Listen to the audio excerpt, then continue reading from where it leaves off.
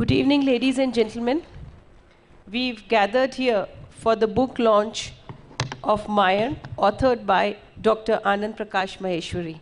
At the outset, my apologies for a very bad throat, but it's not every day that you get to anchor a program where your classmate, who was your classmate 35 years ago, is authoring a book. And talking about a classmate makes you feel young, so I decided to do it nonetheless. So, at the outset, may I request Anand Maheshwari to say a few words about the book, which is his own journey with his mother as she struggled with debilitating cancer. Anand Maheshwari.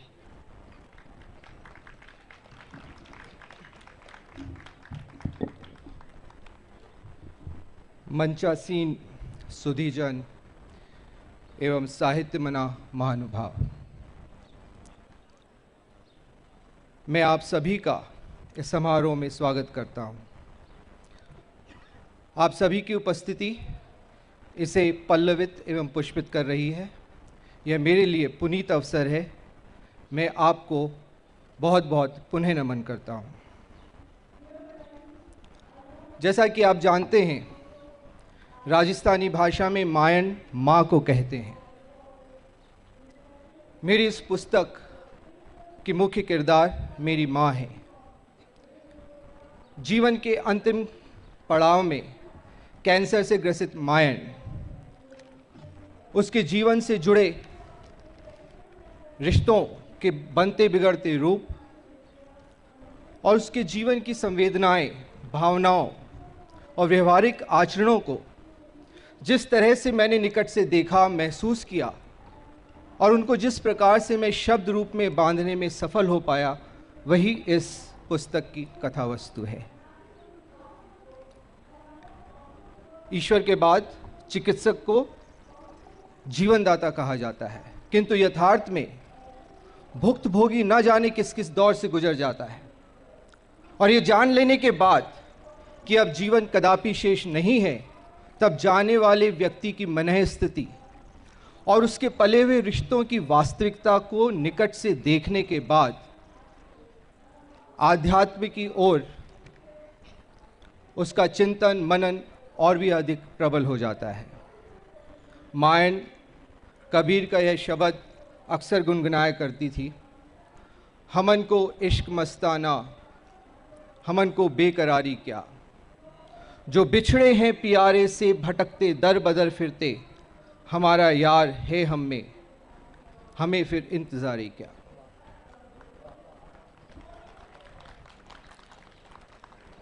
आप सभी मेरे उत्साहवर्धन, सम्मानवर्धन के लिए यहाँ पधारे, आपको पुनः बहुत बहुत साधुवाद। मैं इराजी का व्यक्तिगत रूप से शुक्रगुजार हूँ कि इन्होंने इस पुस्तक के लोकार्पण करने की सहमति प्रदान की। जनाब इकराम राजस्थानी साहब, जिन्होंने की इस पुस्तक पर खुलासा करने के लिए अपनी रजामंदी दी, उनका भी मैं तहे दिल से शुक्रिया अदा करता हूँ। पुलिस सेवा में रहने के बावजूद भी मैं अपनी संवेदनाओं को, भावनाओं को शब्द रूप दे पाया, इसमें मैं परमपिता परमेश्वर की महान कृपा समझता हूँ और मैं विधाता को भी नमन करता हूँ। इसी वक्तव्य के साथ मैं अपने विचारों की इतिश्री करता हूँ। जय हिंद।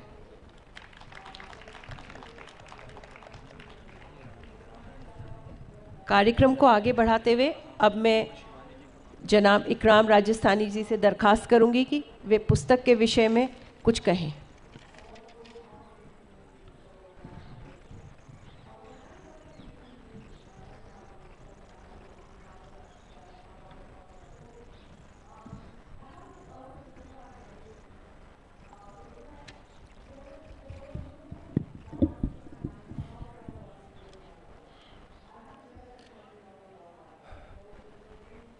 मंच पर मौजूद हमारे समय की महान साहित्यकार और कृतिकार शिवानी जी की सुपुत्री आदरणीय इराजी, इस मायण के लेखक जिनकी वजह से जिन्होंने इसे आकार रूप दिया है, उस माँ को शत शत नमन। आदरणीय डॉक्टर मीता सिंह। मायण एक ऐसा शब्द है जो किसी भाषा का मोहताज नहीं है। हिंदी में कहें, अंग्रेज़ी में कहें, उर्दू में कहें, राजस्थानी में कहें, फ्रेंच में, किसी में भी कहें, माँ सिर्फ माँ है। दरअसल मैं कोई समीक्षक नहीं हूँ, कोई आलोचक नहीं हूँ, कोई समालोचक नहीं हूँ। मैं तो केवल इस मायण उपन्यास का एक बहुत सीधा साधा सा पाठक हूँ। मुझे पढ़ने का मौका मिला।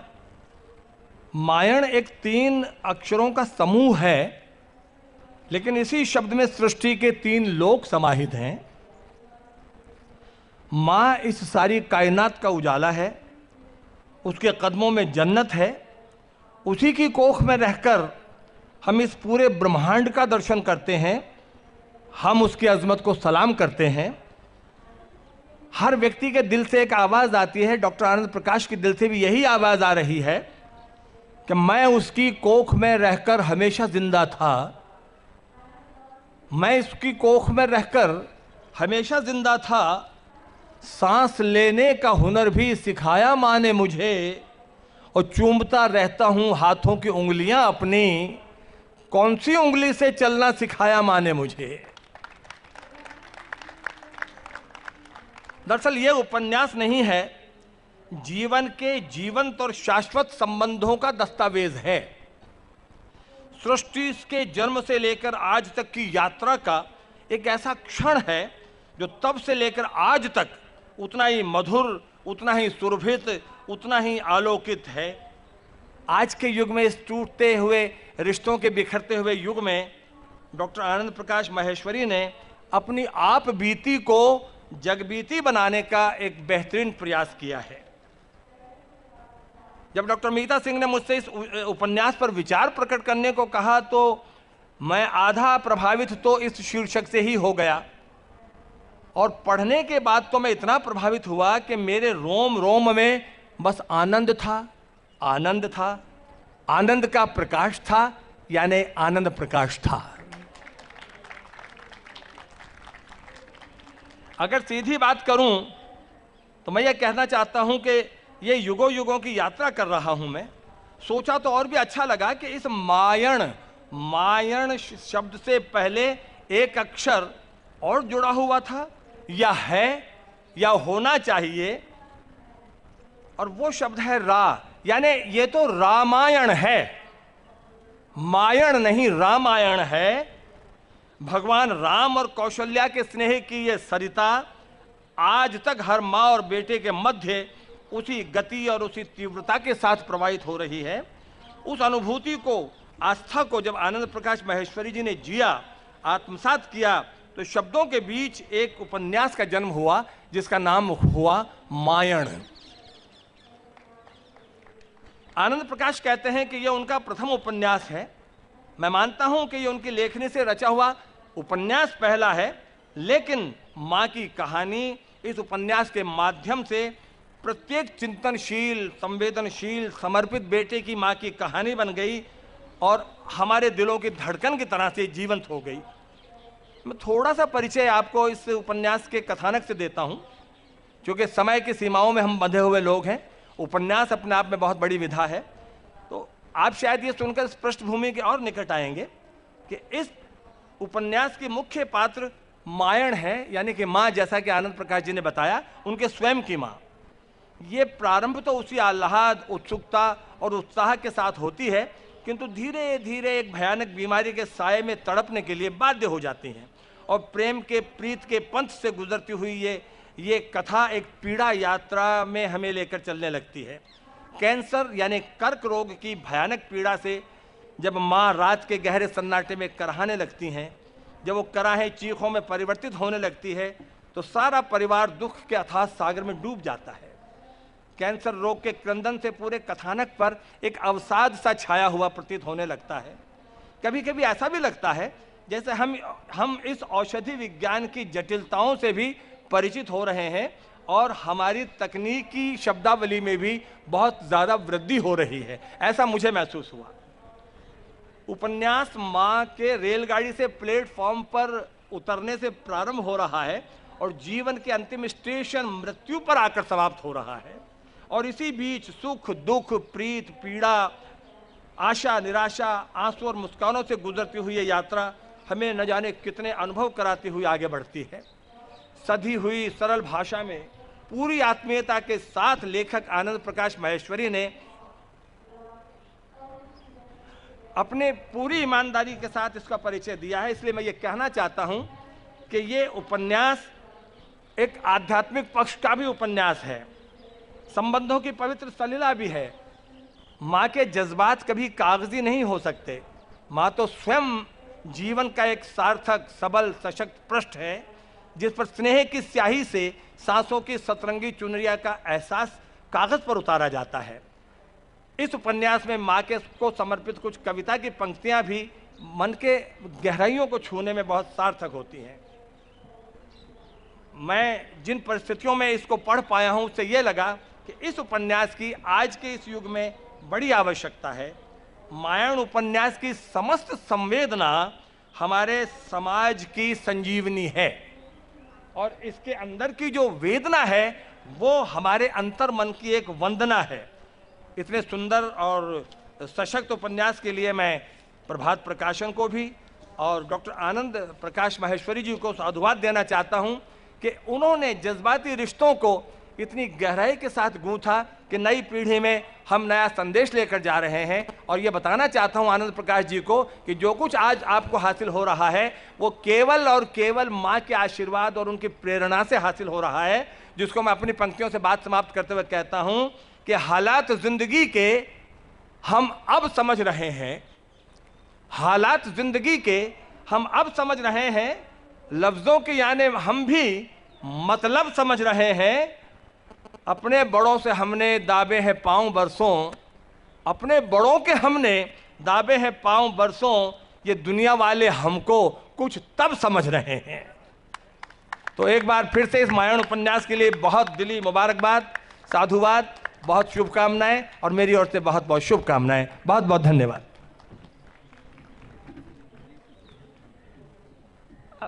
आपके इस उद्बोधन के लिए बहुत बहुत धन्यवाद इकराम साहिब।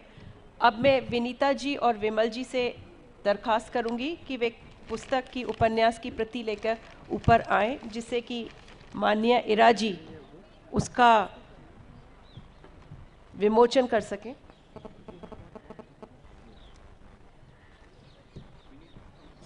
विनीता, विमल, आनंद, ये पुस्तक एक्चुअली इन तीनों की ही कहानी है। जिस प्रकार इन्होंने अपनी माँ के कैंसर को झेला है, तीनों ही स्टेज पर हैं।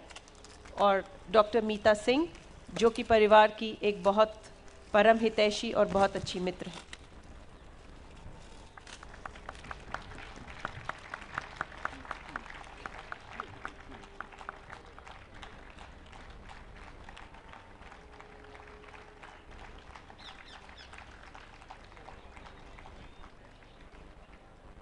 पुस्तक के विषय में कुछ कहने के लिए मैं इरा जी से रिक्वेस्ट करूं, उससे पहले मैं रिक्वेस्ट करूंगी विनीता जी को कि वो इरा जी को एक बहुत छोटा सा मोमेंटो प्रस्तुत करें।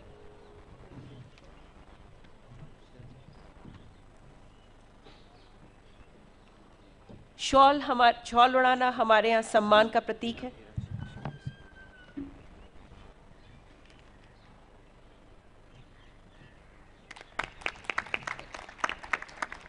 मैं अब इरा जी से निवेदन करूंगी कि वो 2 शब्द पुस्तक के विषय में कहें। इस पुस्तक के विषय में स्वयं माहेश्वरी जी ने और इकराम राजस्थानी जी ने इतनी सुंदरता से इसका विवरण किया है कि मैं और क्या कह सकती हूँ। अपनी माँ के बारे में मैंने भी एक किताब लिखी थी, इसलिए मैं जानती हूँ कि जो भी अपनी माँ पे किताब लिखते हैं, पुरुष हों नारी हों जो भी, वो अंदर से एक ऐसी संवेदना होती है, मैं सोचती हूँ जो श्रवण कुमार को मिली हो कभी। इसलिए मैं आनंद माहेश्वरी जी को बहुत बधाई देती हूँ और मैं आशीर्वाद देती हूँ कि आगे और सुंदर लिखें और भी कुछ लिखें। आप सबका बहुत बहुत धन्यवाद। नमस्कार।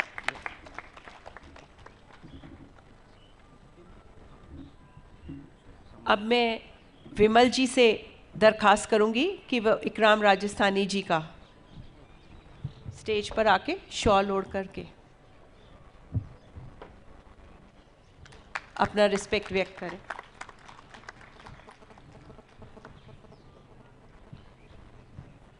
यहाँ पर मैं, यदि ऑडियंस में से किसी के पास कोई प्रश्न है लेखक के लिए तो वो पूछ सकते हैं। प्रश्न हिंदी या अंग्रेजी किसी भी भाषा में पूछा जा सकता है, कोई भी प्रश्न, please. Dr. Maheshwari, I'm sorry for asking you this question in English, but I just wanted to know that, we are in Jaipur today, and you're also from Rajasthan. The book is about cancer. Has your culture in any way influenced the manner in which you interacted with your mother and how you gave her strength? Because I'm sure there are a lot of people here who have to go through a psychological trauma, but has your culture in any way influenced the manner in which you handled your mother's illness? बैठिए। एक तो समय की सीमा है, मुझे बताया गया, तो ये पहला और आखिरी प्रश्न होगा। मैंने ये पुस्तक हिंदी भाषा में इसलिए लिखी कि बहुत से लोगों तक ये पहुंच पाए।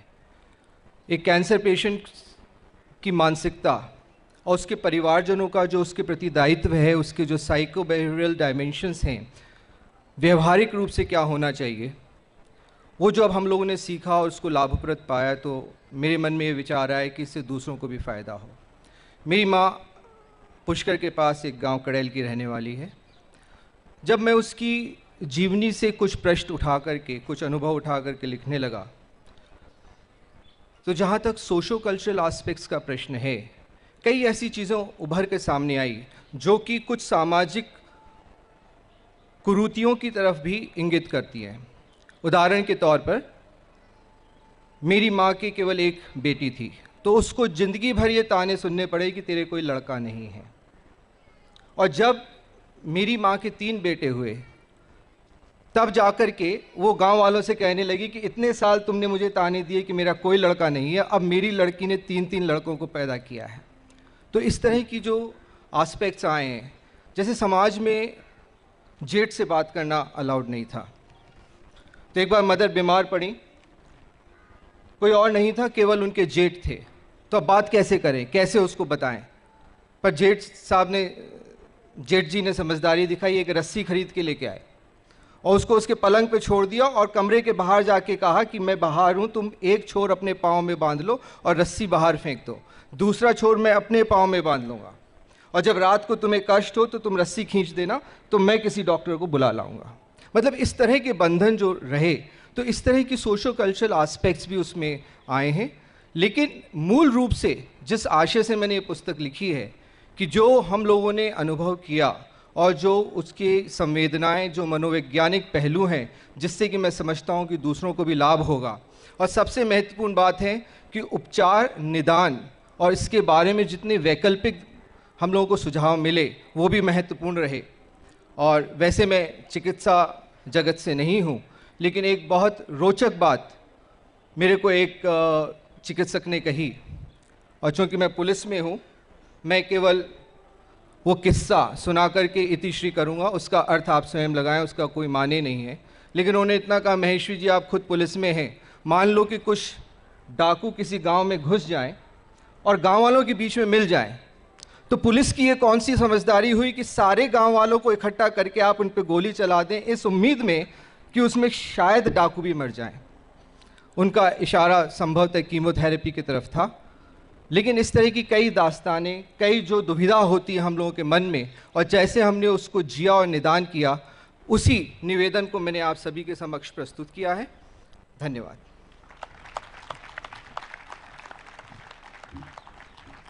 समय की कमी को देखते हुए मैं कार्यक्रम के अंत में लेखक की ओर से सबसे पहले जयपुर लिटरेचर फेस्टिवल के आयोजकों का धन्यवाद करना चाहती हूँ, जिन्होंने करीब करीब लास्ट मोमेंट पे इस पुस्तक को यहाँ पर लोकार्पित करने की अपनी अनुमति दी। आनंद महेश्वरी की तरफ से नमिता का, विलियम डैरिम्पल का एवं शिवली का बहुत बहुत साधुवाद एवं धन्यवाद है। आप सब लोग यहाँ